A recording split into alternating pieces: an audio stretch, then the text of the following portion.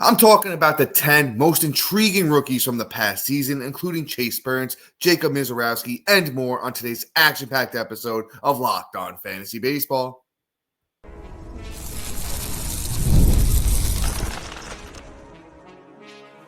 You are Locked On Fantasy Baseball, your daily fantasy baseball podcast. Part of the Locked On Podcast Network, your team every day. Hello, fantasy baseball fanatics, and welcome to the Locked On Fantasy Baseball podcast, brought to you by the Locked On Podcast Network, your team every day. As always, we're your number one source of fantasy baseball knowledge, and thank you for making us your first listen each and every day. I'm your host, Dominick Martino, riding solo today, as you can see if you're watching on YouTube. And if you are watching on YouTube and you haven't already, hit that little bell below. It's going to subscribe you to the channel and give you notification every time we drop a new episode. Or if listening on the audio side of things on a platform like Apple or Spotify, please make sure you're subscribed. And also, if they allow you to give us a 5-star rating and review, we would truly appreciate it if you do that for us as well. And guys, as we head into the off season, give us a chance on the Insiders Track, where we're going to be doing a lot of fun giveaways. I've got my 2026 rankings in the works, and we're going to be doing Dynasty Keeper talks on there as well. So join us on the Insiders Track, where the link is in the bio if you're listening, watching, and it's available on any of our social media platforms. And today's episode is brought to you by FanDuel. Right now, new customers can bet just $5, and if your bet wins, you'll get $300 in bonus bets to use across the app. Download the app today. And all right, guys, let's get into it. Matt and I are kind of wrapping up this little series we've been doing. We did like biggest breakouts, busts. We did our fantasy baseball awards. This is going to be the last episode of that series. I'm going to be doing, the best rookies from the past season, or the biggest rookie breakout players from the past season. After that, we're going to be moving into team, reviews, kind of looking at, each team, reviewing how each player, not each player, but we're going to do like probably top 10 players from each team, reviewing how they did, with a little bit of a look forward to 2026. But, without further ado, let's get into today's episode. And once again, we're talking about the 10 most intriguing rookies or breakout rookies from the past season. And let's start with Chase Burns, starting pitcher of the Cincinnati Reds.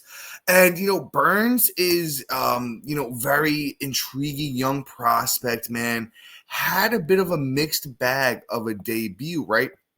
So let's talk about the numbers. 8 starts, 13 games overall. Came out of the bullpen, a little bit towards the end of the season. 4.57 ERA, 43 innings, only 16 walks, which is nice. 67 strikeouts.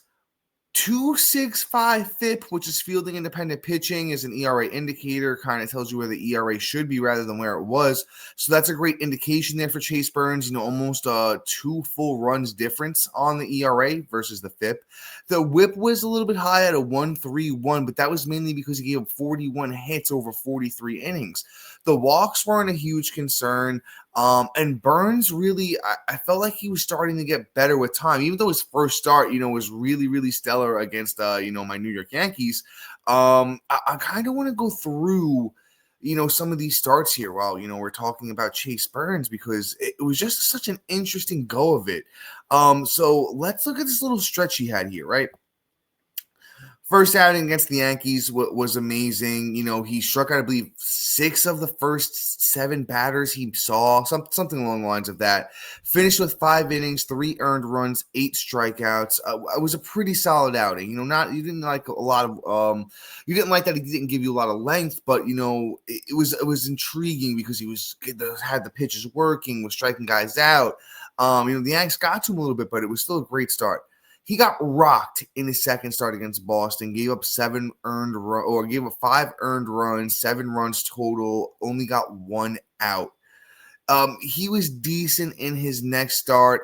That was against the Phillies. He gave up 1 earned run, 7 strikeouts, 4.2 innings, but had 4 walks.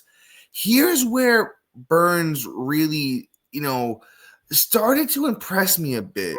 He had a nice, 1, 2, 3, 4, 5 start run where, 4 of those 5 starts he had 10 strikeouts. There was one of those starts that was a 5 earned run start, which wasn't great. Went out there against Atlanta, only pitched 1 inning on August 2nd. I was mixed in this 5-start run here. I'm not sure what happened that night, but it was a really good 5-start stretch where 4 of those starts were 10 strikeouts, was limiting the walks. Burns was really, looking like he was starting to figure something out there. I really think Chase Burns is going to be fantastic going into next season. I think we're going to get some good value on, a guy like Chase Burns. So I'm buying in. I think he's going to be easily a top 40 starting pitcher going into next year. My opinion, I would definitely be taking him as my SP4 and feeling pretty confident about it in most formats. And even when you look at the underlying stuff, he gets a lot of guys to chase. He gets a lot of whiffs. I wish he would get more ground balls pitching in Great American Small Park, but that's something he can work on. All he has to do is talk to Hunter Green. Look how good Hunter Green's been the last 2 seasons. And Burns and Green have a lot in common with the big velocity, they're both big dudes. I really think that Hunter Green's going to be able to help Chase Burns, get to that next elite level.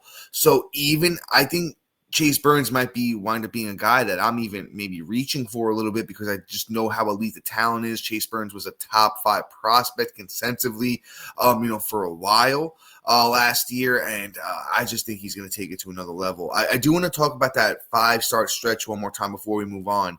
That happened from the middle of July to the beginning of August. It was 24 innings pitched, 42 strikeouts. He had a 4.07 ERA over that time, but you know what his FIP was? His FIP was a 1.62. Once again, that's an ERA indicator. Kind of shows you where, the ERA should be rather than where it was. And batters were just having a tough time with Burns, over that stretch where he was starting to come into his own, here in the bigs. So definitely, Burns is definitely somebody, like I said, I'm going to try and get as many shares as I can in 2026.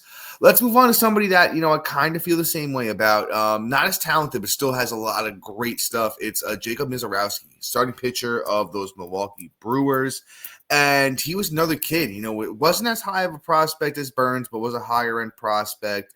Was good in the futures game a couple years back against some of the bigger name prospects in all baseball back then at the time. And similar results on the season for Misiorowski. 4.36 ERA across 14 starts, 66 innings, 87 strikeouts. The FIP was a 3.62. We just talked about how FIP's an ERA indicator. So kind of shows you that he's has potential to be a lot better. And a 1.24 whip. Misiorowski, the walks were a little bit more of the problem than the hits, which, is a bigger issue, which is why I do like Burns more going into next season. So I'll probably rank Burns higher than Misiorowski. But Burns is another kid that has great stuff. Milwaukee's, a nice team to pitch for. They're very good with their starting pitchers. They know how to develop them. They treat them well over there. And Misiorowski just has elite stuff, man. You're talking about a nice little 4-pitch mix. That fastball averages at 99. Batters hit only 193 against it. The slider, he got to get better results with the slider because, it was a little bit of a mixed bag last season. The curveball worked pretty well for him. Threw that about 15% of the time. Batters hit 231 against it.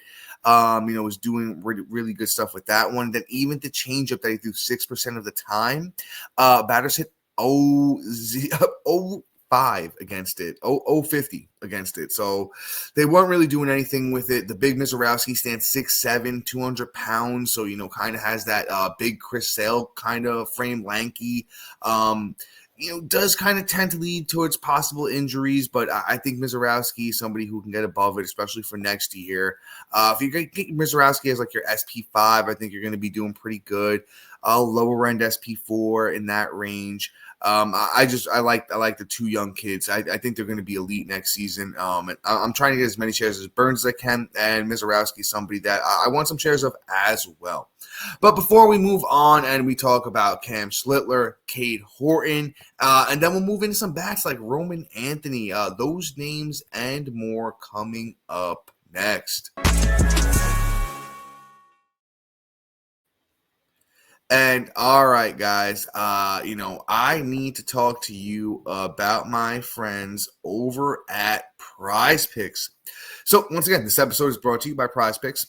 Every day we make decisions, but on Prize Picks, being right can actually get you paid.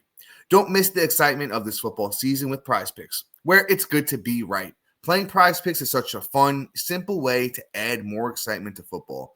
You just pick more or less on players' projections like Josh Allen's passing yards or Saquon Barkley's rushing for a touchdown, and you're in the game. I love how quick it is. You can make your lineup in under a minute. My personal favorite part is, Prize Picks just added stacks. So if I want to ride with the player, I can select their pass yards, rush yards, and touchdowns all in one lineup. It's also fun to follow other players in the app and copy their lineups with one click. And the new injury reboot feature, if your player leaves early and doesn't return, it won't count against you. And guys, come on, you know how great that can be with all the big injuries we've had this year. It won't mess up your parlay. Download the PrizePicks app today and use the code LOCKEDONMLB to get $50 in lineups after you play your first $5 lineup. That's code LOCKEDONMLB for $50 in lineups after your first $5 lineup. PrizePicks, it's good to be right.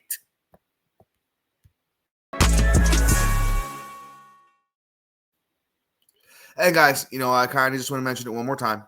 Join Matt and I on the Insider's Track. If you're a fantasy baseball fanatic like Matt and I, you want fantasy baseball info year-round. And that's what's going to help you win your fantasy baseball leagues. Listen, there's literally one of my home leagues I've won it 4 years in a row. So, I'm talking from experience here. We'll give you those little tips, tricks. We're talking about dynasty, keeper leagues. We're going to be doing some fun giveaways. Just anything that you can need as a fantasy baseball fanatic, we've got it covered on the Insider's Track. The link's in the bio if you're listening, watching, and it's available on any of our social media platforms. So give us a chance on there. But let's keep things pushing. Let's talk about somebody maybe if you haven't been paying attention, you don't know how good he's been. Cam Schlittler, starting pitcher of the New York Yankees. And boy, oh boy, I'm not only as a Yankee fan, just as a fantasy baseball player, I'm excited for Schlittler. I think he's going to be really good. 14 starts this year, 2.96 ERA. 73 innings pitched, 84 strikeouts, and a 1.21 whip. Great showing as a rookie. And Schlittler of that Misiorowski mold, 6'6", 225, big baseball boy, right? And Schlittler down the stretch was pretty good. So if you did pick him up and roll with him, like, Matt and I kind of told you to when, he got called up, we told you that he's had some good numbers down in the minors. Wasn't a high-end prospect, but was a little bit higher in the Yankees, organization. He pitched great in his last 2 starts. If you played the last 2 weeks, if you played the last month, only 1 bad start. And that last one was dominant. 7 innings, 9 strikeouts against Baltimore. It was just lights out. It was good in the playoffs as well so far for the Yanks. So with Schlittler, somebody that has good stuff. These young pitchers, man, we're getting a real influx of talent. We're starting to lose some of the older guys like Kershaw and Verlander, but we're getting these young players that just have really good stuff. And he leads with that 4-seamer that averages 98 miles an hour. Batters hit 176 against it. And then he follows up with that cutter as a secondary pitch. Batters hit 204 against that. Now the breaking stuff, the curve, the sinker, the sweeper, those ones are going to need a little bit more work, but, he's been getting better as he goes along. So, Schlittler, even though he does have good stuff, wasn't getting, like I said, great breaking, great break on his breaking balls all season long, but, they are good pitchers overall. So, I think Cam Schlittler is somebody at 24 years old. The Yankees are developing very well, and I'm high on him going into the 2026 season. Let's move on to, like I said, a lot of great young pitchers this year, guys. So, very good reason to be excited about them next year. Let's move on to the Chicago Cubs. Starting pitcher, Cade Horton. Another big dude, 6'1", 211 for Cade. Monster showing in his rookie season. 2.67 ERA across 22 starts, 118 innings pitched, 97 strikeouts, a 108 whip. The FIP was a 3.59 for Cade Horton this year. And listen, those Cubbies were pretty good this year. So, Cade Horton won 11 games, only lost 4. And I like what he brings to the table. I don't know if his stuff is as elite, as a Misiorowski or a Chase Burns, but Cade Horton's crafty young pitcher. got like a what is this? 1, 2, 3, 4, 5. He threw 6 different pitches last year.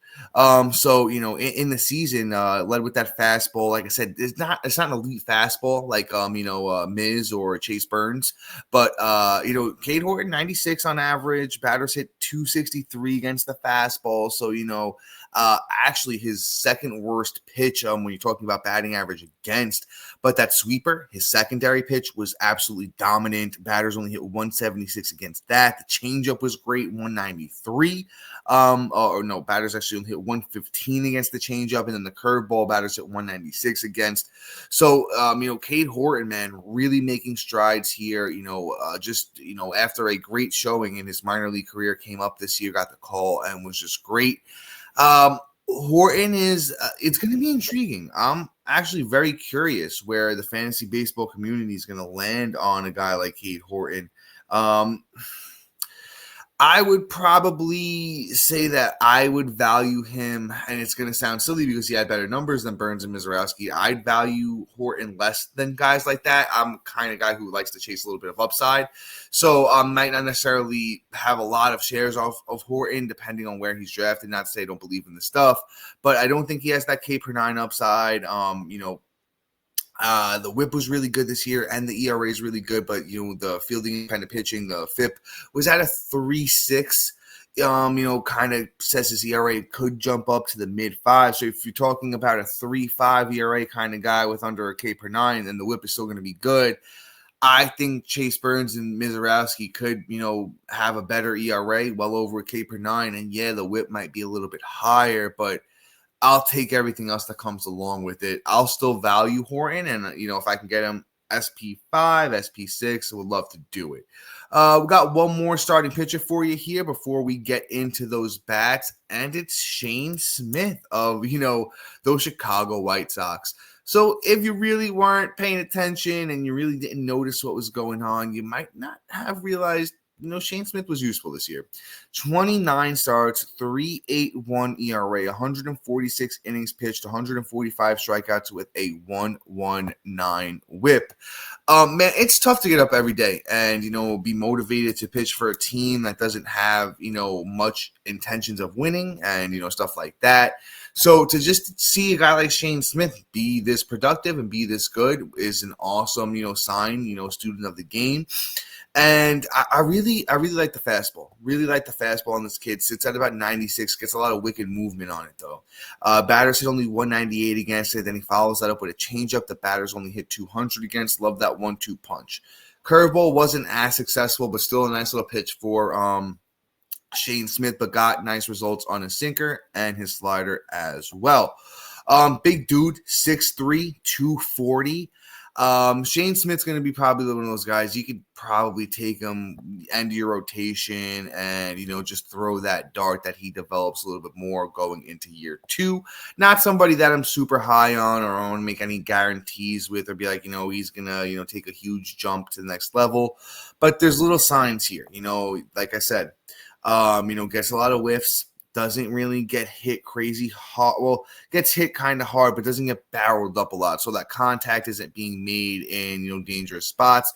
If he can get that ground ball percentage up a bit, from 45th percentile to like 60th percentile, would love to see that. Gets good extension because he's a big dude. Gets a ball down there a little bit faster, so it makes that fastball play up. Like me some Shane Smith. Once again, if you can get him near the end of your rotation next year, I think he'll be doing all right. But before we move on and we get into the second half of this episode and we talk about some bats, I got names like Roman Anthony and more coming up next. And all right, guys, I need to talk to you about my friends over at FanDuel. The NFL season is here, and FanDuel is making sure you're ready for kickoff with a can't-miss offer. Right now, new customers can bet just $5, and if your bet wins, you'll get $300 in bonus bets to use across the app. I love using FanDuel because it fits however you like to bet, right? They have player props, building a same-game parlay, or even jumping in live as the action unfolds. It makes every game more exciting. Whether you're watching your team or just keeping an eye on your fantasy lineup, it's quick, easy, and the best way to add a little more energy to Sundays. So are you ready to play? Download the FanDuel app now by visiting FanDuel.com to get started. Once again, that's FanDuel.com to place your first $5 bet. Guys, personally love using FanDuel, so you should get on there. Use the app, download it, get on there, use the website. FanDuel is the place to be to bet on football.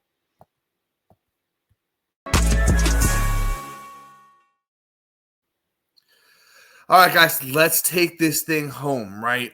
We just did some pitchers. Let's do some of the best rookie hitters of the season. And might as well start with the number one prospect going into the season, Roman Anthony, outfielder for those Boston Red Sox. Ended the season a little bit banged up, but he's definitely going to be ready and raring to go heading into 2026. He's going to be a tough one to rank, man, because what a productive rookie season. 71 games for Roman Anthony, 257 at-bats, 48 runs, 18 doubles, a triple, 8 homers, 32 RBIs, 4 steals, 40 walks to 84 strikeouts, and a 292 batting average. It took Roman Anthony a little bit to come into the power, when he got to the bigs, but he's 6'3", 200 pounds. He has it in him. It might be ambitious, but Roman Anthony, I think, could be a 35 home run, 25 steal guy as quick as next season. Maybe not 25 steals, but 20 is definitely not out of the question. This kid's number one prospect in all baseball was number one prospect in all baseball for a reason.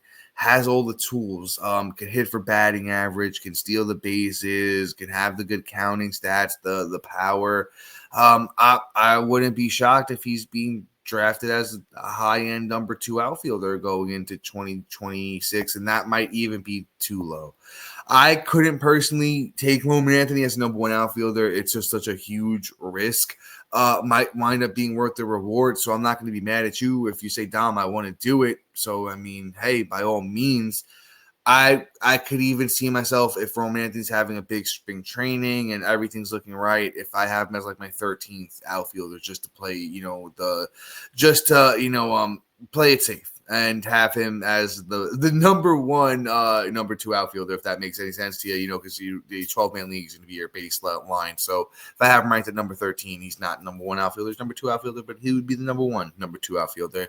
So Roman Anthony, like I said, a do-it-all kind of player, has the baseball body for it, has the talent, the IQ. Boston has been doing a good job with their prospects over the past few years, at least, developing them and, getting them in the right spot to succeed. But Roman Anthony, I really think could be a generational talent. So honestly, I talked about getting as many shares of Chase Burns, Misiorowski as I can. Roman Anthony might be another guy too that even if we have to take him as, the best number 2 outfielder, I'd probably do it because I think the upside is 35 home runs, 20 plus steals, a 290 batting average with great counting stats, and that's just an elite fantasy baseball player. Let's keep things pushing, though. Let's move on to Drake Baldwin. Kind of he had some prospect pedigree, but still kind of a lesser-known name this year that, just came up for Atlanta and did his thing at the catcher position, right? So Drake Baldwin played 124 games this year, 405 at-bats, 56 runs, 18 doubles, 2 triples, 19 homers, 80 RBIs, 38 walks to 68 strikeouts, and a 274 batting average.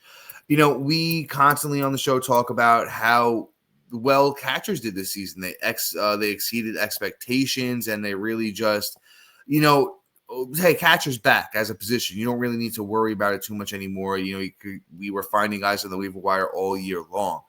But I think Drake Baldwin stands out amongst a lot of these guys. He's 6'1", 225, 24 years old. And, man, he can hit that baseball hard. He doesn't strike out a lot, doesn't whiff a lot. The underlying stuff for batting average looks great. So I don't think the 274 batting average is a fluke. I think it's something that's realistic. Helped you in points leagues with the 38 walks, only struck out 68 times. Was elite in RBIs at 80 and only 124 games. The 19 home runs were also an awesome number to see. 56 runs wasn't great, but it wasn't horrible. The 18 doubles were nice. The 2 triples were elite. And like I said, a lot of this stuff is believable. Now Baldwin's not the fastest guy out there, so I'm not necessarily counting on 2 triples again, but he didn't steal any bags last year, so that's not something we are counting on at all. That speed's not something, like I said, that's in his game.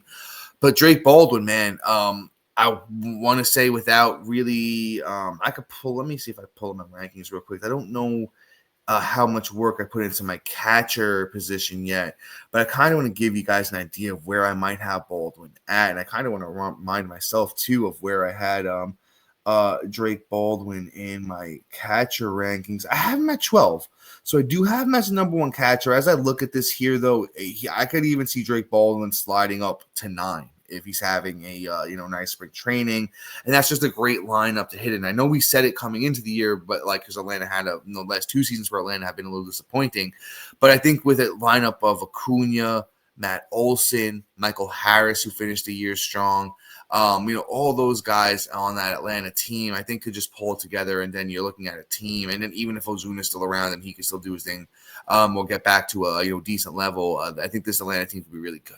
So Drake Baldwin, definitely a name I'm interested at the catcher position for 2026. This next guy, I'm kind of keep it a little bit shorter. We've covered him this week already. He, kind of got my Rookie of the Year nod for fantasy baseball because I couldn't do Nick Kurtz because, Matt and I were trying to, not do the same guy twice. So, Matt took Kurtz, I took Simpson, even though Kurtz, technically was the best rookie hitter in all of baseball. Best rookie player, honestly, in all of baseball. But Chandler Simpson, I think, honestly deserves his name to be at least up for this discussion for second place in Rookie of the Year. Voting for fantasy baseball, but Chandler Simpson, monster year, 109 games played, 414 at-bats, 53 runs, 15 doubles, 3 triples, no homers, 26 RBIs, 44 steals, 20 walks to 43 strikeouts, and a 295 batting average. Now, this is my comp for Chandler Simpson. If you've been around a while, you've just been watching baseball, you know the name D. Gordon or D. Strange Gordon. That's my comp for Simpson because you're never really going to expect any home runs with Chandler Simpson. But, man, can he be arguably one of the best base dealers in all of baseball? Of course. Now, Simpson wound up getting moved to that leadoff spot when he came back up for Tampa. So I think the runs could be really good. I think if Simpson plays 145 games, 150 games next season, you're looking at potentially 90 to 100 runs just because he's good at stealing bases. You're talking about 50-plus steals, talking about a 290 batting average because when you look at the underlying stuff for batting average, batting average says Chandler Simpson could have hit around 300. So I want to say even a 290 batting average. So if he's elite in batting average, steals, and runs, that's 3 out of the 5 major categories for Chandler Simpson. So I'm going to be all over him next year. Outfielder number 3, if you've got your power covered up, and I think that's where we're going to have to take him, to be honest with you, because I think there's going to be some excitement for, the potential, like I said, steals, runs, batting average combo. We'll talk about this next guy, Jacob Wilson, another player who, had a great season in batting average, kind of fell off a little bit towards the end of the season, but that's all right. He's young, hasn't really had the exposure to the big leagues like this before. Jacob Wilson, though, 486 at-bats this season, had 62 runs, 13 homers, 63 RBIs, 5 steals, 311 batting average. I think there's a world where Wilson can, I don't want to say take this to another level and, have you guys misconstrue the point I'm trying to get across, but is there a world where, Wilson – he doesn't really stand out in the power so much, but I want to say, could he get to 15 and 10 or 15 and 8 with a 290-ish batting average? Possibly. Not somebody I'm going to go out of my way for, but I just wanted to acknowledge that Wilson had a pretty strong season this year, and we might as well finish with the Rookie of the Year, the best, one of the best players, honestly, in fantasy baseball this season, Nick Kurtz. Bat and I talked about him, almost to nauseum the other day. So if you want to go back and watch the Fantasy Baseball Awards episode to see like a big breakdown of Nick Kurtz, I'd encourage you to go do that. Because I'm just going to say Nick Kurtz excelled in almost every area you want him to. He's not really a speed guy, so didn't accelerate in that. But every power category or underlying stat, Nick Kurtz was, in the top percentiles of it. I think Kurtz, the big question is, Matt and I discussed this on the other episode, so if you want to see more in-depth conversation about this, is the batting average for Kurtz. Does he wind up being more of a Freddie Freeman? Does he wind up being more of a Matt Olson? TBD, because I think, you see the 36 home runs and 290 batting average, you automatically, and, you see the track record of a guy like Kurtz, and you think, oh, he's automatically elite. But with the underlying stuff for batting average says Kurtz, 255 expected around there. So if he winds up being more of a Matt Olson, hitting 250, 260, 270 with 35, 40 homers and, still solid counting stats, that's different than if he does, the Freddie Freeman thing. It's the difference between being a first round pick and a third round pick. So I think Nick Kurtz is going to be a top 3 taken first baseman in fantasy baseball for 2026. He's going to be there with Vlad and Pete Alonso. So it just, if you take Kurtz, you're going to have to just make sure you have a little bit more security in your lineups. But kudos to Nick Kurtz for having the best rookie season, in my opinion, out of all of the hitters out there. But guys, that is all for today. Thank you for making Locked On Fantasy Baseball your first listen today. For your second listen, check out the all-new Locked On MLB Game Night, every game, every night, all season long. Get local analysis on a national scale. Find MLB Game Night on Locked On MLB on YouTube or wherever you listen to your podcast. So, guys, until next time, see ya.